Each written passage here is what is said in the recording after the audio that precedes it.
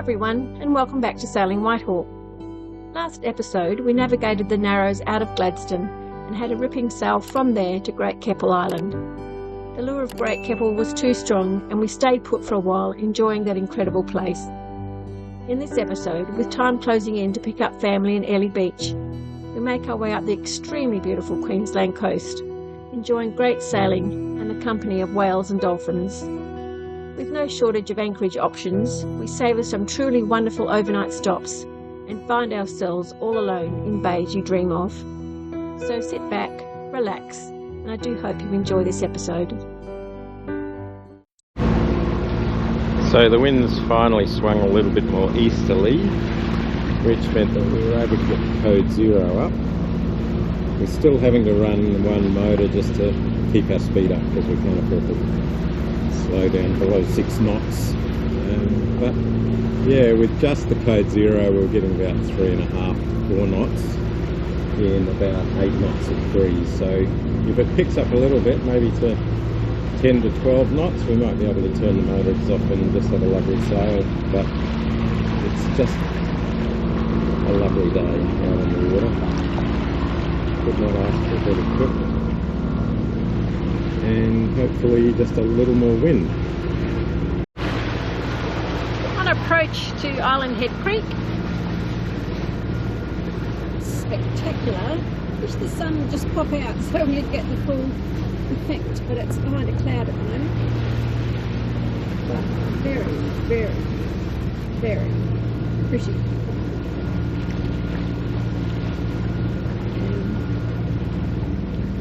Very muddy water, as you can imagine, very tidal. Lots of currents around all these rocks and islands. So yes. Wow, this is just beautiful. Hopefully I'll get a bit more with the sun on it later. We have arrived at beautiful Island Head Creek, mainland creek. There's lots of different places to park. We saw that big motor yacht went way down past that sandbank in the distance there, and he's parked up there. The wind's going to be coming from there tonight, so nice behind this hill. Hopefully no bullets. There's a beach over there, another cat over there. And it's stunning. A little bit of swell, but it's going to be like 0 knots tonight, so we're not expecting anything horrendous. Nice to be here. Long day. Morning, Trevi. Good morning, Sally. How are you? Good. Have a nice sleep? I did. It was very, very calm, very peaceful. It was delightful. And you should hit Hunter Island about 3-4 o'clock this afternoon. It's 9 o'clock now, so a bit later this morning, which is nice. Just checking out these beautiful views. Okay, so nice to experience Island Head Creek. I've been here before. Lots of little cats. We were anchored over on the left, they were on the right, so they obviously knew something, but we didn't want to be on a lee shore. Not that it was blowing a gale or anything, it wouldn't matter. They're probably a little bit further out of the swell there, but it was phenomenal, so it was all good. I was a little bit willing getting out of Island Head Creek. Actually, most shallow areas, a bit of wind, a bit of tide, get a little bit of excitement, which we did. But we're now on a beautiful downleg wind. We have the code up. It's flying beautifully. It's pretty much straight up our bum. You're not allowed to say bum on YouTube. Oh. Say rectum. And got a lovely sail. I didn't want to be going the other way. However, there was a little, it didn't look like a little mono, but there was a mono going the other way. It was flying along upwind, beautiful. It's the advantage of a mono. You can make some progress upwind a lot better than a cat. But we're having a beautiful sail today. True would be about what, Trev? About 15. 15. Current wind about 10. Yeah, apparent at 10. So when it's a day like today, the sun's out, views are stunning, life's pretty good. PFG.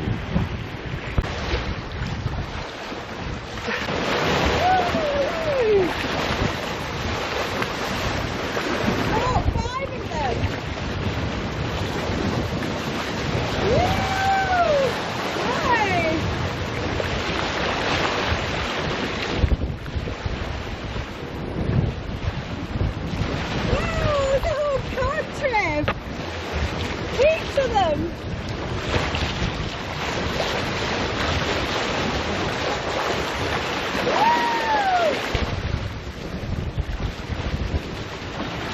Oh my God, look at that!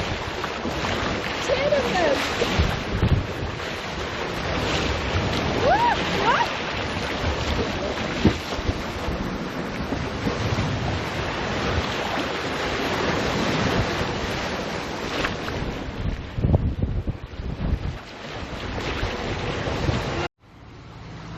Marble Island. This is the biggest island in the Duke Island group.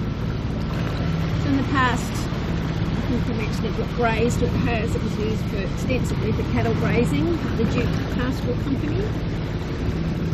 And there are private homesteads on there now. There's an airstrip on this one in particular. And the last time we came down, we were coming from Middle Percy, and we were arriving on the other side of the island, so we were coming through, there's a pass just coming up. So we came through that pass and then turned right and headed up to the headland, which is about there. And so now we're just coming from the south, so we're going straight up there. And then hook around the corner, and that's us done for today. Had a very comfortable night here at Hunter Island last night. It was a bit breezy, but very well protected from the shore there, and we've woken up this morning to a stunning day. The breeze has dropped off, it's probably only about 10 or 12 knots, and we should have a lovely sail north from here to Curlew Island. Hopefully about 6 hours. But how good is this anchorage? We've made it. This is Curlew Island Western Beach. And there's 2 other boats with us. That one and 2 type one through there. But very nice. And nice to be set. A little bit of, there's our man. A little bit of swell, but not enough to be troublesome. And we're here. Well done, Trev. Well done, sir. This is the funniest catch ever. Spotted mackerel. Didn't realise we even had it on the line. We had a new lure, a Qantas lure, and it's quite heavy and it drags quite deep. And we had a pull on it, and we just thought, oh yeah, it's just dipping up and down out of the water and whatever. Bit of seaweed. Yeah, it didn't feel like a fish, and then when we finally pulled it in, bingo, bango, bongo. So, and it's just legal. We measured it. And it is legal just over 60. It's just over 60 centimetres. So I'm going to cut it up. So Trev's going to do the dip. Don't show that. So just arriving into the southern Whitsundays. Shore Island to our left, and this is Thomas Island. And we saw that there was a really nice northerly anchorage here as well. We have anchored at shore before, but not on the southern side. But we thought maybe try Thomas and see what that bay is like. It's got very good reviews. It's not super big though. It's got 2 boats in it already, according to AIS. So we're not sure if it's going to fit us. But it's only half an hour back to shore if it's no good. But just going to give it another try, see what protection we're going to get from these waves. etc., etc. That's from the King and I. Your winner. This is just so beautiful. What a beautiful bay. The only problem is it's narrow, and on our right is reef, and on our left is the rocks. And just not sure we want to make that decision to be that close to either. So I think we'll head back to shore and take it from there. But definitely one to note in the future. Beautiful, absolutely beautiful. How good's this, Trev? This is very good, love. On our way to shore. Shore Island, not just any shore, but Shore Island. Yes. And here's our girl Whitey. It's been a beautiful day. We're getting a little bit of wind now, but we are going to be fully in the lee of Shore Island, so we shouldn't get any swells or waves or anything. So it should be another comfortable night. So here we are. Doesn't get much better. So much protection. Right around there and right around there. No swell. Tiny now. Beautiful beach. I'm going to go and have a look at that later. Supposedly a pool here, or a little dunking pool. Don't know. Looks like it could be a waterfall at the top there in winter. And sorry, yeah, in the wet season, summer. So yeah, we're going to go and have a look. Just see the fringing reef. If you can, it's still like a darker patch closer to shore. So we're about 100 metres out. No complaints. Oh, how beautiful. We were the only ones here, and now there's 1, 2, 3, 4. Oh, there was another lagoon, but he might have gone to the next beach. But how's this?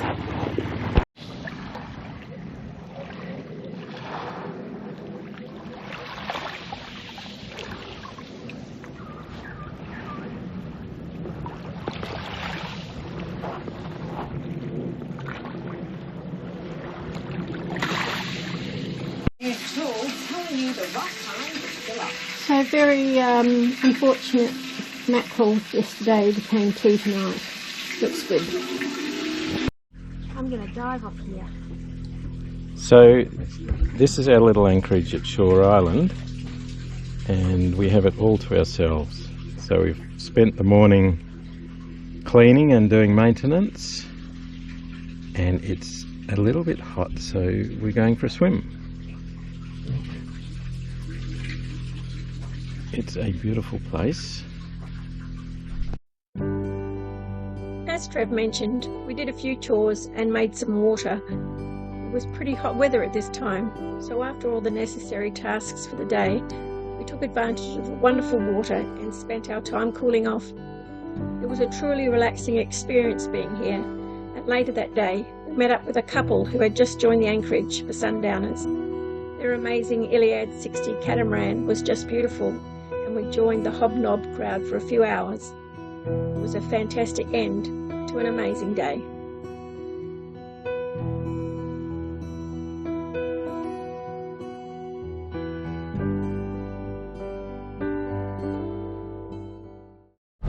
Just at the start of Long Island, we'll make our way down this passage, very close to the mainland. It does have two resorts. Two and one closed. 2 and 1 closed. And we've heard that the anchorage is very good in strong southeasterlies, which is what is coming over the next couple of days. So it should be a very pleasant place to stay. It is so beautiful. Just coming up through the channel. So that's the mainland over there. And back out. What a place. What a stunning, stunning part of the world. So this is the 3rd resort at Long Island. This one has closed. It was called Croc Club or something like that. Very low tide, as you can see. Our dinghy's way out there. But we're just going to have a walk down to the Palm Resort, get something to eat. By the time we get back we'll probably be wading out, but that's alright. But it's also always so sad to see resorts derelict like this. But such is the way of things. Looks very much like Dunk with palm trees. But two operating, so all is not lost for Long Island. Listing, as you saw before, it's a 3-night minimum there, and it's about $3 the cheapest winter special. Yes, $3 the cheapest winter special. So you want your money. Right. We're taking a lovely walk from Happy Bay, where we're anchored on Long Island, over to Palm Bay, where the restaurants and resort are, the working resort. And it's a lovely track. Fortunately we're doing the downhill legs, so we're going to go up when we come back, but that's alright. Very pretty. And quite well maintained considering. So we have arrived, and it's very pretty. Beautiful views out there. I'm going to look at the sunset bar. It's a pretty place. Never knew it existed. There's cats out there. Yeah. Very beautiful. Stunning place.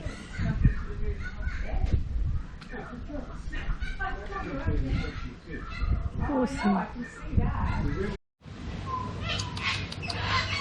What's that, Skip?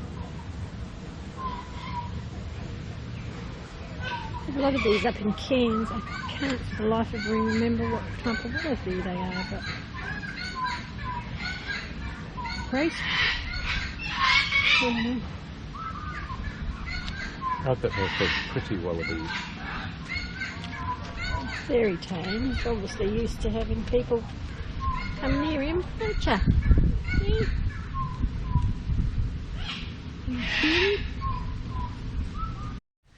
Got a wallaby standoff on the trail. He's actually quite tame, but you never know. He doesn't look like he's going to hurt us. Hi! Oh, aren't you pretty? Don't go. Just say hi. Little, aren't you?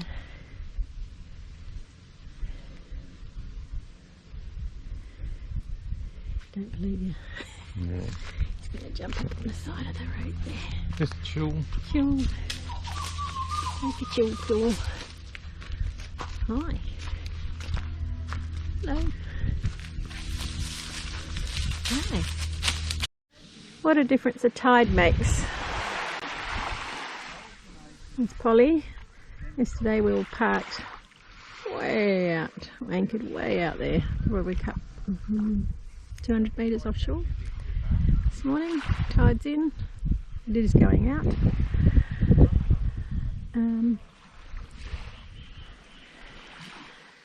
Trev speaking to the caretakers here. Going to head into Airlie this afternoon, and there's a big blow coming. We'd be fine here, but we thought if we go to Airlie we'll be just as protected, and we can get ashore and do some provisioning and stocking up before Jen and Keith get here. So here we are, beautiful. So our trek to the Whitsundays was complete. It is really impossible to describe, or at times even video, the beauty that is the Queensland coast, particularly as you head north. There are so many islands and bays that a safe anchorage is almost always achievable, and oftentimes you can have that anchorage to yourselves. We feel very privileged to be able to live this life, and hope that you enjoy it along with us. Next episode, we explore the Whitsundays with family and head to Townsville for the summer. Thanks for watching, and see you next time.